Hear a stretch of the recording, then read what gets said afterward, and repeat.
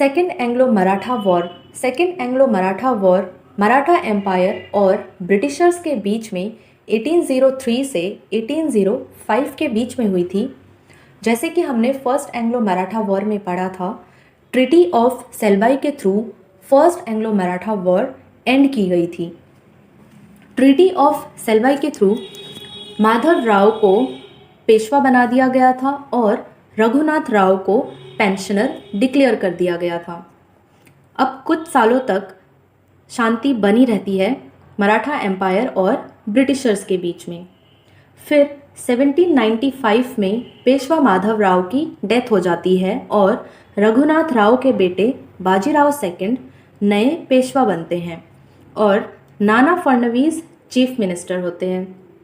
इसी दौरान Lord Wellesley subsidiary alliance system को इंट्रोड्यूस कर देते हैं। सब्सिडरी अलायंस सिस्टम के अंडर अगर कोई भी रूलर सब्सिडरी अलायंस को एक्सेप्ट करता था तो वो अपनी इंडिपेंडेंसी खो देता था, उसकी इंडिपेंडेंसी खत्म हो जाती थी और डायरेक्टली और इनडायरेक्टली ब्रिटिशर्स का कंट्रोल स्टैब्लिश हो जाता था उस रूलर पे और उस प्रोविंस पे। लॉर्ड वेलेस्ली सब्सिडरी अलायंस को इंट्रोड्यूस करने के बाद सबसे पहले नाना फडणवीस के पास सब्सिडरी अलायंस का प्रपोजल लेके जाते हैं और नाना फडणवीस सब्सिडरी अलायंस करने से मना कर देते हैं। लेकिन इनकी डेथ हो जाती है 1800 में और ये एक फेवरेबल कंडीशन रहती है ब्रिटिशर्स के लिए, क्योंकि अब वो सब्सिडरी अलायंस का प्रपोजल बाकी रूलर्स के सामने रख सकते थे। मराठा एम्पायर बहुत बड़ा एम्पायर था और उस एम्पायर के अंडर काफ़ी प्रोमिनेंट स्ट्रॉन्ग रूलर्स रहा करते थे। तो उनमें से ही ये 5 फैमिलीज़ हैं, 5 prominent Maratha families. 5 prominent Maratha families थी गायकवाड़, भोसले, होलकर्स, सिंधियाज और पेशवास की। अब ये स्ट्रॉन्ग तो थे लेकिन इनके बीच में आपस में ही टसल चल रहा था, ये आपस में ही लड़ते रहते थे और इनकी लड़ाई का फ़ायदा उठाया ब्रिटिशर्स ने। ब्रिटिशर्स को अच्छी अपॉर्चुनिटी लगी कि वो इनके इंटरनल अफेयर्स में इंटरफेयर कर सकते हैं और किसी न किसी एक से सब्सिडरी अलायंस करा के अपना कंट्रोल स्टैब्लिश कर सकते हैं।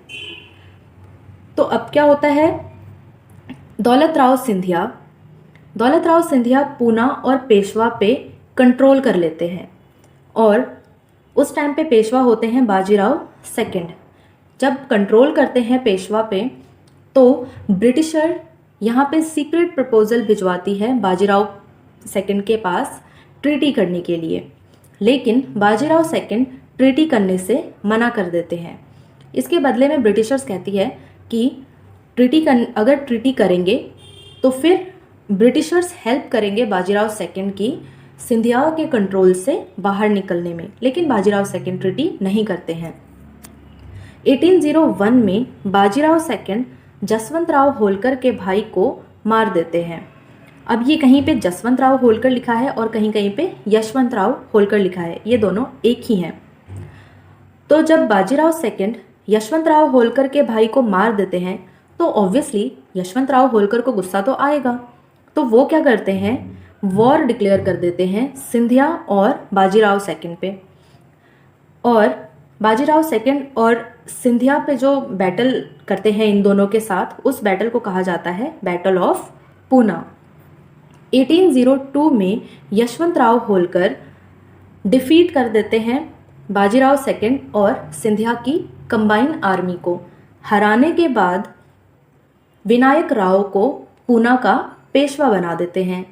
अब क्या होता है, बाजीराव सेकंड हार गए हैं, जसवंत राव होलकर ने बाजीराव सेकंड को हरा दिया है। हारने के बाद अब बाजीराव सेकंड बेसन की तरफ चले जाते हैं। बेसन जाके ट्रीटी ऑफ बेसन साइन कर लेते हैं ब्रिटिशर्स के साथ 1802 में। अब बचते हैं सिंधियाज और भोसले। सिंधियाज और भोसले ट्रीटी को साइन नहीं करते हैं और कोशिश करते हैं मराठा एम्पायर को बचाने की, और इसी बचाने की कोशिश में होती है सेकेंड एंग्लो मराठा वॉर। उस टाइम पे ब्रिटिश आर्मी को लीड कर रहे थे अर्दर वेलेस्ले, और अर्दर वेलेस्ले सिंधियाज और भोसले की कंबाइन आर्मी को हरा देते हैं। हराने के बाद इन दोनों से सब्सिडरी अलायंस पे साइन करवा लिया जाता है और इन दोनों से सेपरेट ट्रीटी की जाती है। एंड में बचते हैं यशवंतराव होलकर। यशवंतराव होलकर अब एंड तक कोशिश करते हैं मराठा एम्पायर को बचाने की। इसके लिए वो इंडियन रूलर्स से, जो मोनार्क थे, उनसे कोलिजन करते हैं, मतलब गठबंधन बनाते हैं बाकी इंडियन रूलर्स के साथ, ताकि वो इकट्ठे ब्रिटिशर्स से लड़ सकें। लेकिन ब्रिटिशर्स इनको हरा देते हैं और हराने के बाद इनसे भी ट्रीटी साइन करवाई जाती है और फिर इन सभी फैमिलीज़ को, जो काफ़ी स्ट्रॉन्ग थे, इनको अलग अलग कर दिया जाता है। अलग इसलिए किया जाता है ताकि ये फ्यूचर में एक ना हो सके, यूनाइट ना हो सके। अगर यूनाइट होते तो ये ब्रिटिशर्स के लिए खतरा पैदा कर सकते थे। अब हमने पढ़ा ट्रीटी ऑफ बेसिन, जो कि बाजीराव सेकंड ने ब्रिटिशर्स के साथ 1802 में की थी। इस ट्रीटी के तहत क्या कहा गया था? सूरत को ब्रिटिशर्स को सरेंडर कर दिया जाएगा, मतलब एक तरह से सूरत पे ब्रिटिशर्स का कंट्रोल स्टैब्लिश हो जाएगा। जो भी टेरिटरी जिसने भी सब्सिडरी अलायंस करी है, उस टेरिटरी में ब्रिटिशर्स की आर्मी स्टैब्लिश होगी, परमानेंट आर्मी स्टैब्लिश की जाएगी।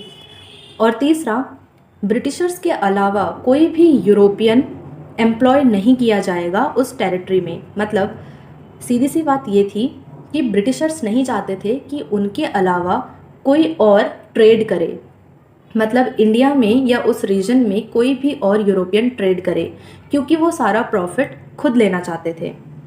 फोर्थ है, जिस भी ब्रिटिशर्स के साथ, जिस भी इंडियन रूलर के साथ सब्सिडरी अलायंस साइन किया जाएगा, वो रूलर अपनी मर्जी से ना ही ट्रेड कर सकते थे, ना ही कोई और डिसीजन ले सकते थे। अगर उन्हें ट्रेड करनी है, कम्युनिकेशन करना है, तो उसके लिए पहले ब्रिटिशर्स से परमिशन लेनी पड़ेगी। अब इसको हम एक समरी वे में कैसे देख सकते हैं? पूरा एंग्लो मराठा वॉर हमने पढ़ लिया है, सेकेंड एंग्लो मराठा वॉर ख़त्म हो गया है। अब इसको हम समरी कैसे दे सकते हैं कि पेशवा और होलकर के बीच में लड़ाई हुई थी, जिसमें होलकर ने पेशवा को हरा दिया था। हराने के बाद जब हार गए थे पेशवा, तो पेशवा चले गए थे ब्रिटिशर्स के पास 1802 में। वहाँ जाके वो साइन करते हैं treaty of Bassein. Treaty of Bassein को death knell of the Maratha empire consider किया जाता है। फिर बचते हैं सिंधियाज और भोसले। सिंधिया और भोसले कोशिश करते हैं मराठा एम्पायर को बचाने की, लेकिन अरदर वेलेस्ले इन दोनों को डिफीट कर देते हैं, इन दोनों की आर्मी को डिफीट कर देते हैं और इनसे ट्रीटी साइन करवाते हैं। 1803 में सिंधिया और भोसले ट्रीटी साइन करते हैं। सिंधियास के साथ जो ट्रीटी की जाती है, उस ट्रीटी को कहा जाता है ट्रीटी ऑफ सुरजी अंजनगांव, और भोसलेस के साथ जो ट्रीटी की जाती है उसे कहा जाता है ट्रीटी ऑफ देवगांव। फिर एंड में बचते हैं यशवंतराव होलकर। यशवंतराव होलकर जो लास्ट तक कोशिश करते हैं कि मराठा एम्पायर को बचाया जाए, इसके लिए वो इंडियन रूलर्स से कोलिजन करते हैं, लेकिन ब्रिटिशर्स इनको हरा देते हैं और इनसे भी ट्रीटी करवाई जाती है, जिसको कहा जाता है ट्रीटी ऑफ राजघाट, और कहीं कहीं पे इसको ट्रीटी ऑफ रायघाट भी लिखा गया है। और ये ट्रीटी हुई थी 1805 में। और एंड में क्या होता है? सेकेंड एंग्लो मराठा वॉर को ईस्ट इंडिया कंपनी जीत जाती है।